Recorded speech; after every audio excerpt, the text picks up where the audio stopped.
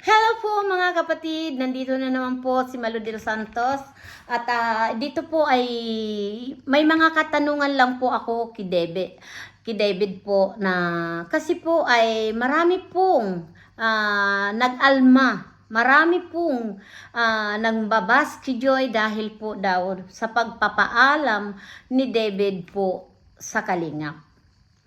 Alam niyo po mga kapatid, ito lang po ang katanungan ko kay David. Sana po ay masagot ni David ano bang mayroon sa inyong dalawa ni Joy? Kung bakit ka po masasaktan? Kasi po ay alam ko po ay wala naman po sa inyong nangyari na relasyon o ano paman. Dahil yun lang po yung ilinabtim ka lang ni Kalinga Prab dito kay Joy na ito nga po ay hindi naman po talaga nagkaroon talaga ng alam niyo na yun, di ba? Siyempre hindi naman natin mapipilit ang isang tao kung ayaw, kung wala naman pong mararamdaman o sabihin na natin kung mayroon ka naman nararamdaman kay Joy, pero si Joy kaya naitanong mo, di ba? Ang bawat love team po, kung kayo magkakagustuhan o na-develop kayo sa isa't isa, iyon ay bonus na lang po. Para yan po sa teleserye dito sa mga sa ABS-CBN, sa GMA, yung mga ganun po na ay alam naman natin lahat yan is nagsisimula sa scripted. Gaya po to ng love team. 'Di ba? Oh, 'di ba? Sino ba ang kauna-unahan na love team na ngayon po ay naging real, totoo na, nagkaibigan, na-develop at nagkagustuhan at ngayon nga po ay sila na, di ba? Kaya respeto na lang po at wag na tayo pong masyadong mambabas po dito kay Joy dahil alam nyo po itong ginagawa ni Kalinga Prab para lang po makatulong sa atin mga beneficiary, lalo na po sa mga Kalingap Angel. Ito malaking bagay po itong ginagawa ni Kalingap Rab para po siya ay matulungan niya ito pong mga Kalingap Angel dahil ilan po yan ang pinag-aaral ni Kalingap Rab. Si Rosanne, Carla, sino pa ito? Si Milka, si Carla, si Joy, mayroon pa. Dahil si Eden, about naman Eden ay wala namang problema po dahil nandito naman ang si Malu de los Santos para tumulong kay Kalinga Prabs about Eden. Kaya wala po masyadong problema kay Eden dahil sagot ko po ang tuition ni Eden at yung kanyang allowance na paminsan-minsan talaga tayo po ay kailangan natin suportahan natin ang programa ni Kalinga Prab, di ba? Iyon lang po, wag tayo po masyadong yung ibabas natin si Joy dahil iyan po ay nag-aaral, baka po maapektuhan po ang kanyang pag-aaral. Kaya ang tangi ko na lang may advice ko dito kay Joy. Joy, wag mong pansinin ang mga basher mo. At focus ka lang sa pag-aaral mo dahil nandito kami na sasagot sa mga basher at nandito kami magtatanggol sa iyo dahil alam namin mga ngiti mo lang ay dahil alam kong mahiyain ka, ngiti mo lang ay napapasaya mo na kami, di ba? Kaya please naman po, nakikiusap po kami sa inyo na kung ayaw nyo po sa love team ng Danjoy, wag na lang po kayong manood. Diba? Ganun lang po yun. Kasi para sa amin, ay napapasaya po kami sa love team na ginagawa ni Kalinga Prab. Nag-i-enjoy kami dahil about Idsi, Jumcar, pinanonood po namin. Ngayon po may Danjoy na. Masaya po kami dahil napapangiti niya po kami. Nawawala po ang stress namin. Kung sasabihin nyo naman na hindi bagay sa amin ang kiligin, hanggat po may hininga, uulit Ulitin ko po sa inyo na hanggat may hininga po ang isang tao, mayroon po yang panghanga at may pakiramdam at marunong din po yan kiligin. Yun po ang masasabi ko. Kaya yung mga nagsasabi dyan na hindi bagay sa edad namin at sa edad ko na kiligin, ay naku po, sorry na lang po sa inyo. Dahil ako po ay sadyang natutuwa dito sa Danjoy. Yun, pangpaalis po, pangpa-good vibes. Di ba?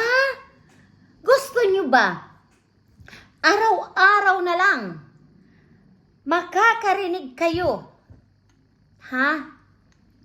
ng mga hindi maganda. Pag once may naminumura, sasabihin nyo palamura, mga balahura.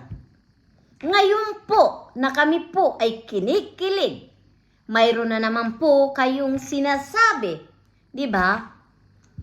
Ako, no comment po ako sa mga taong nagsasabi ng mga ganyan. Dahil po, sa totoo lang, maraming senior citizen po na ito po ang pampalipas oras nila. Na ito po ang parang gamot nila. Masaya silang nanonood sa mga love team. Di ba? Isipin niyo po ang EDSE, ang Jomcar, at higit sa lahat ang Rochelle, na ngayon po ay talagang tagumpay. Di ba?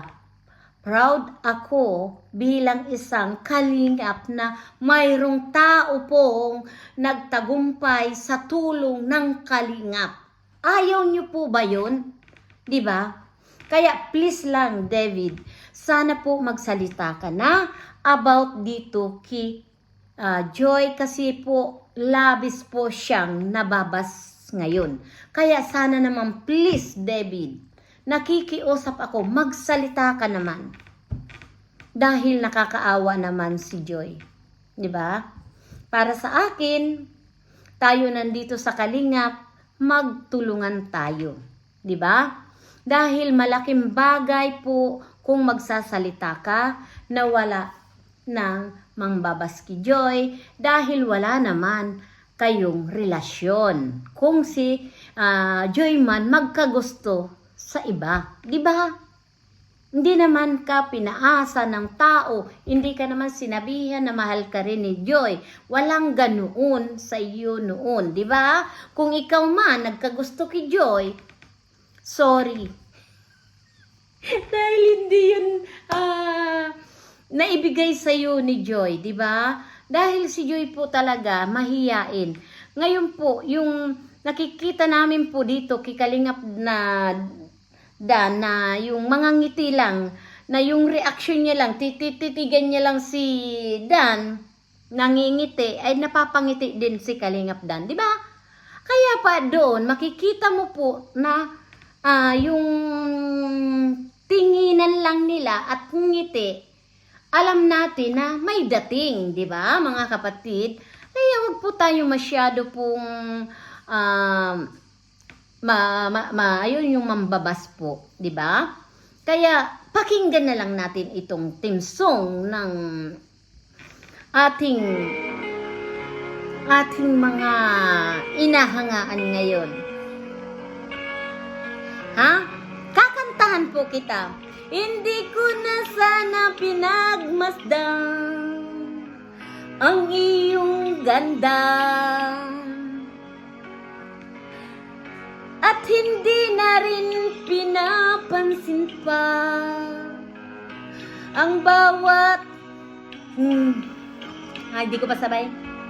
Dahil sa akala ko di ko ibig sa'yo, kau pala ang aakit sa puso ko.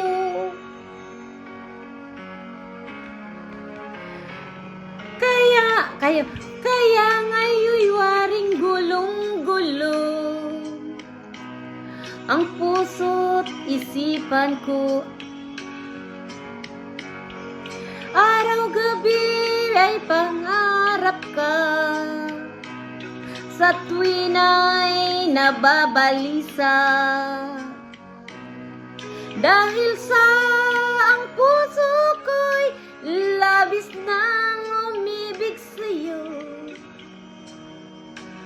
Hanggang kailan matitiis ang lihim ang pag-ibig ko.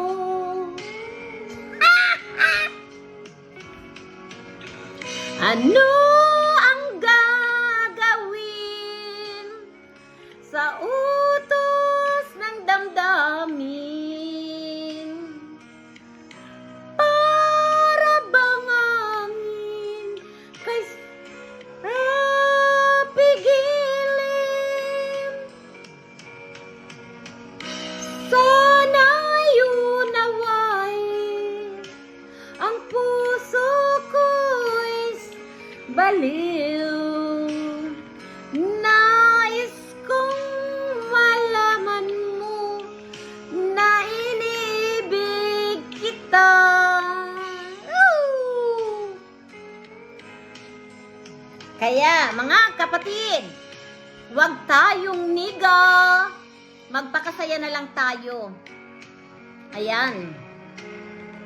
Hindi ko na sana mapagmasdan ang iyong ganda, at hindi na rin pinapansin pa bawat ngiti mong may gayuma. Dahil sa akala ko di ako ibig sa'yo, ikaw pala ang aakit sa puso ko.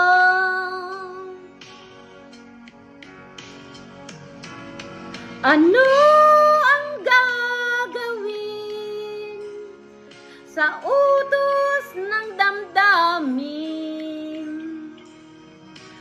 Para bang angin kay hirap pigilan?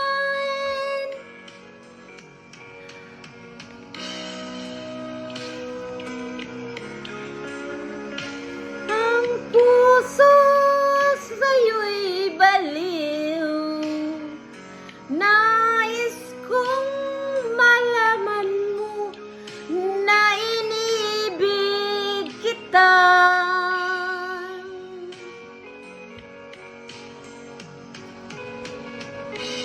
Nais kong malaman mo na inibig kita.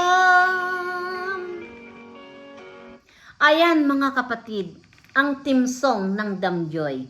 Kaya tayo po mga kapatid, good vibes lang. Huwag na po tayong mangbabas. Suportahan na lang natin po ang programa ni Kalingap Rab. Diba? At tayo po, mahalin natin ang dapat natin pong mahalin. Diba? Ganun lang po. Kung ayaw natin sa isang sinusuportahan, wag na lang natin pong panuurin para hindi po tayo makapag-comment na kung ano-ano. Ay, talaga naman po, nakakaawa po ang isang taong ibinabas. Di ba? Kaya please lang, David, magsalita ka na naman talaga po para hindi na po mabasi Joy. Ayan. Dahil alam ko naman na napakabait mo at ito nga po, yung suporta mo kay Kalingap Rab, alam ko po yan. Here na po yung suporta mo sa kay Kalingap Rab. Kaya po, yan po ang gusto ko, yung inintay ko lang po, yung ipagtanggol mo naman si Joy. Marami pong salamat po sa ating lahat at ayan, suportahan po natin si Kuya Bal Santos Matubang, Kaatid na Vlogs at si Kalingap Rab. Excuse me po. Si Rowel of Malalag at ang Rochelle. sa Jomcars. Shoutout po talaga kay Yang TV. Marami pong salamat sa iyo, Yang TV. Pag ako'y pumupunta sa live mo, masaya po ako na talaga pong napapasaya mo ako. Dahil puro ka lang pag good vibes. Talagang maraming salamat talaga sa iyo, Miss Yang. Dahil ang mga Jomcar po, napapakabait po nila at hindi po sila, malawak po ang panguunawa nila at sinusuportahan po nila ang programa ni Kalingap Rab, di ba? At sa EDSA, maraming salamat at ang Rochelle. Thank you so much po sa mga viewers na nagmamahal. Shout out po kay Sis Bupil Mix Vlog. Thank you so much at kay Cell TV PH, Banat Bagsik at Ermagalo Mix Vlog, Hayat Mix Vlog, Selena Barbosa Official at siyempre po Malu de los Santos po. Please support po natin. God bless you. Bye bye. Thank you so much. Bye bye you. Mwah!